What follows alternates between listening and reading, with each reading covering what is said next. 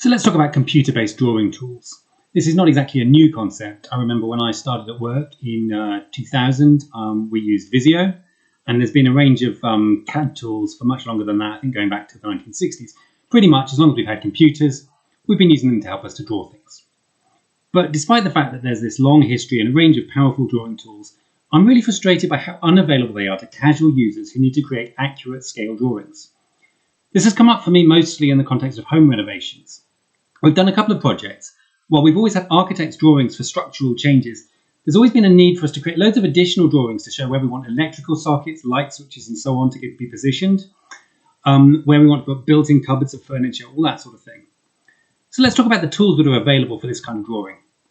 There are free CAD tools. LibreCAD for 2D drawing, I think, is the best free tool that's available. It's certainly powerful, but it's not something that most people can pick up and use easily. Even though it is simpler than a lot of 3D CAD packages, the range of tools and options is overwhelming, and it requires quite an investment to learn how to use it.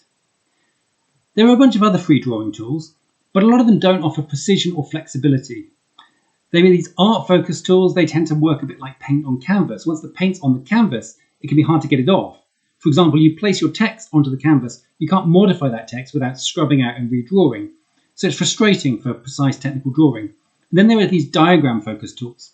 These tend to be better at maintaining separation of objects, so you can go back and modify things later. But because in a diagram or flowchart, it doesn't exactly matter how big a given box is, that's just an aesthetic thing rather than a fundamental part of what the drawing is communicating. So they don't tend to support precise placement and dimensioning of entities in the drawing.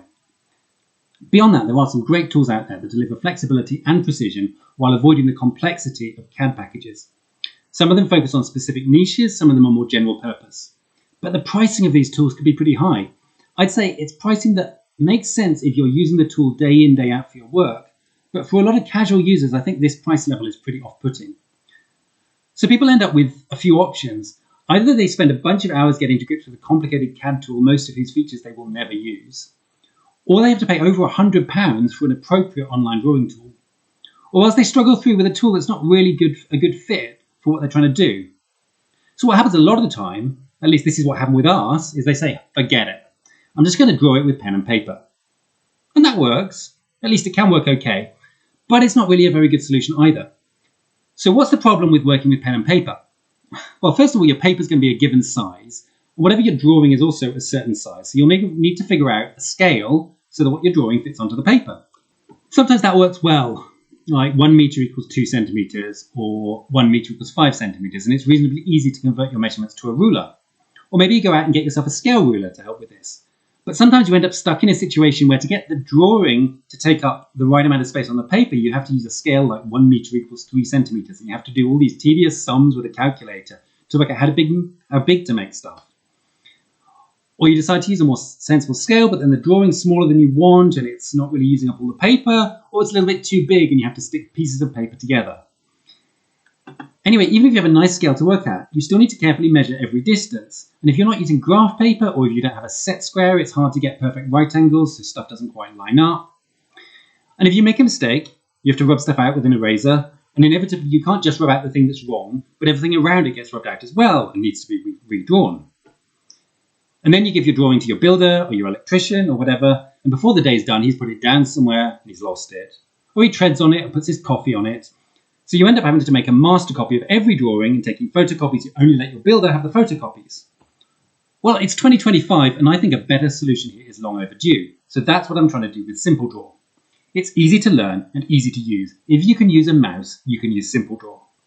I'm deliberately limiting the range of tools and capabilities available so it doesn't become overwhelming, and I'm going to be very careful with this as the app develops.